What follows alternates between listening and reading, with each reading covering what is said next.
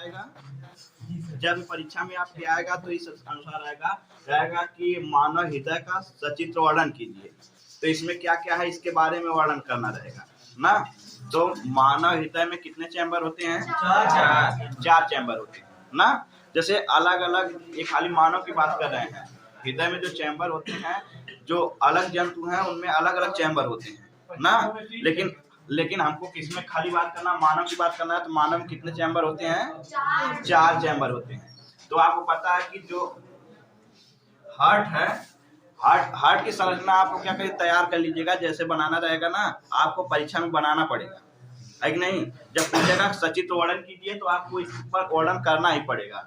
तो देखिए इसको बनाने का क्या करते हैं, इसमें कितने चैम्बर होते हैं? चार चैम्बर होते हैं। ऊपर वाले को क्या कहते हैं?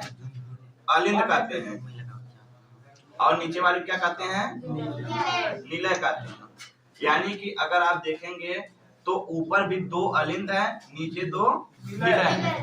तो इसको डिवाइड करते हैं।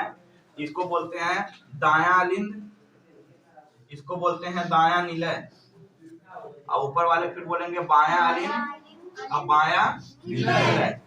तो जो हार्ट है, हार्ट में क्या करता है, पहले जो हमारा पूरे बॉडी रहती है, पूरे बॉडी में से जो रक्त रहता है, अशुद्ध रक्त ना, अशुद्ध रक्त मतलब जिसमें CO2 की मात्रा रहती है, तो उसे हरे कलर से दिखाया जाता है। तो देखो कि उसमें हरे कलर से दिखाया जाता है ना। तो जब हरे कलर से दिखाया जाता है तो यहाँ पर पहले क्या रहता है? महाधमनी, वेना कावा, सॉरी महाशिरा रहेगा, महाशिरा वेना कावा ना। यहाँ से अशुद्ध रक्त क्या करता है? हार्ट में जाता है। तो हार्ट में जाने पर पहले कहाँ जाता है? दाएं अलिंद में जाता है। दाएं अलिंद में यहाँ पर देखिए एक वाल्व लगा रहता है, इसको ट्राइकास्पिक वाल्व कहते हैं ना। तो ये वाल्व क्या करता है? इसका आकार देखिए इसी तरह रहता है। जब यहाँ से दबाव पड़ता है बस ये खुल जाता है ना। जब ये खुलता है तो रक्त कहाँ आ जाता है? दाएं निलय में आ जाता है। जब दाएं निलय में आ जाता है फिर यहाँ से पंप करता है। पंप करने के बाद देखिए ये जो रहता है ना, यहाँ पर भी देखिए वाल्व लगा होता है। तो ये वाल्व ऐसे ऊपर की तरफ लगा होता है। तो जब यहाँ से प्रेशर दिया जाता है ये खुल जाता है। खुलने के बाद ताकि जब यहाँ से प्रेशर कम हो जाए तो ये क्या करे, तुरंत वाल्व ऐसे बंद हो जाता है।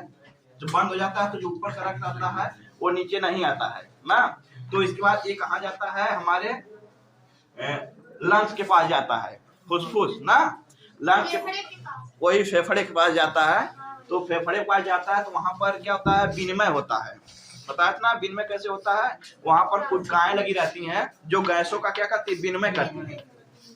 वहां से क्या किया जाता है? CO2 को देकर O2 क्या किया जाता है?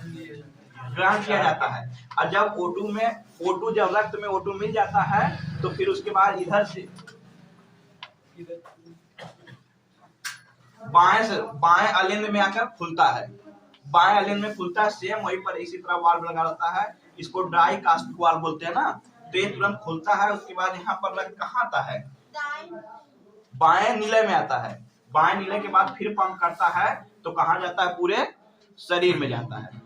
यानी इसका जो चक्कर चलता है तो यहाँ से अगर देखा जाए तो यहाँ से जो रक्त लेकर जाता है ये महाधमनी लेकर जाती है। कौन लेकर जाती है? महाधमनी।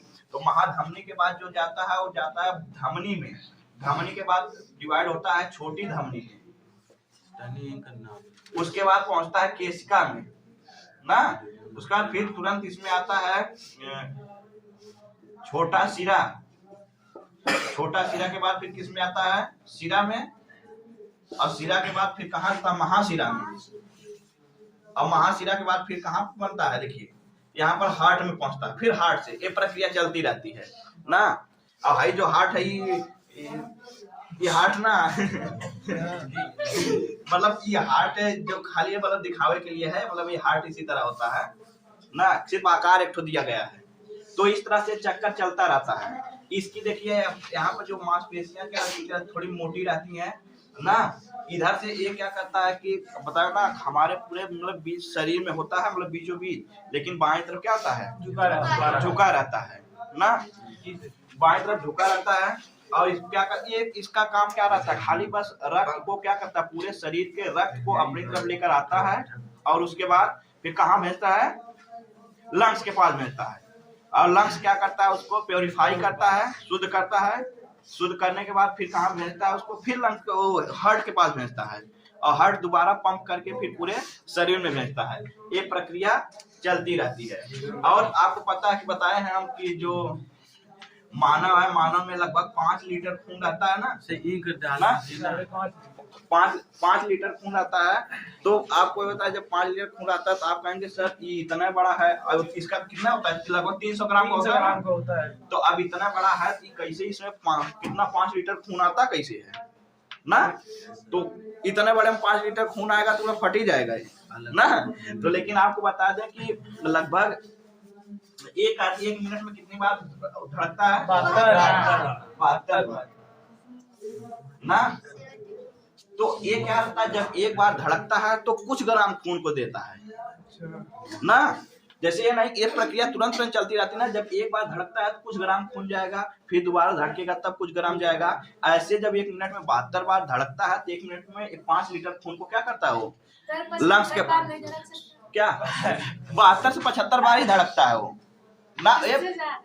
नहीं, ज्यादा का मतलब है ना कि कभी कभी देखिए क्या होता है कि आपका जब ब्लड प्रेशर बढ़ने लगता है तो ज्यादा उसका खुद ही बढ़ने लगता है। जब वो बढ़ने लगता है तो उससे क्या होता है, क्या घबराहट। देखिए उसमें कई कारण हो सकते हैं सर, अगर दौड़ के आगे।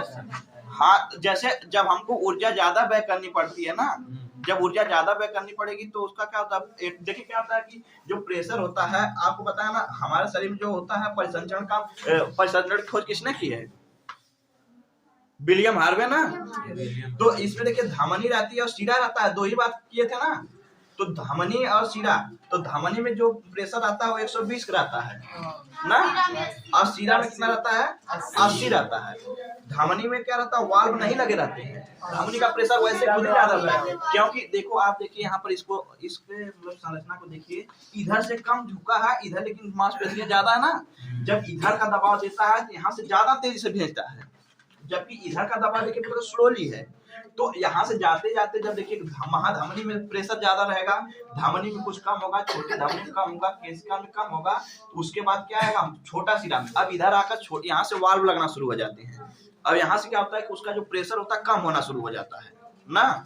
तो अब देखिए अगर ब्लड प्रेशर अगर क्या बहुत कम हो गया तो ब्लड एक जगह पे स्थिर होना शुरू हो जाएगा ना, क्लॉटिंग उसका होना शुरू हो जाएगी। तो क्या होता है कि आप नहीं कहते, देखिए ब्रेन हेमरेज की बात करते हैं ना, तो हैंड हेमरेज होने लगेगा। जानते हैं बाबू क्या आता है, मतलब वहां भी हो सकता है। हाई जो महाधमनी रहती है ना, ये क्या आता है हमारे थोड़ी गहराई में रहती है और मोटी रहती है ना।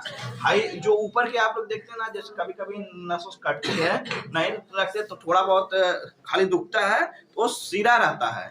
और धमनी अगर रहेगी ना तो धमनी बहुत प्रेशर के साथ खून बहाएगा। देखिए और मुर्गे में ना पहले थोड़ा सा अगर काटने के बाद जब एक्टो नसिया काटते हैं तो बहुत तेजी से खून गिरने लगता है कि नहीं ना, तब वो मरता है ना। अगर ऊपर का ही काटेंगे तब वैसे नहीं मरेगा। अब आपको बता ही है, लोग ब्लैकमेल करते हैं कि नहीं, जब कोई किसी से प्रेम कहता है कि हमारी बात सुनिए नहीं तो नसिया काट लेंगे। नसिया कौन काटते हैं, सिर्फ सिरा वाली काटते हैं ना। तो वैसे अगर कोई नाराज होता है तो उनको मनाना नहीं चाहिए, काटने देना चाहिए। जैसे अगर कोई नाराज होकर ना कहे कि हम खाना नहीं खाएंगे ना, तो उसको कहना चाहिए कि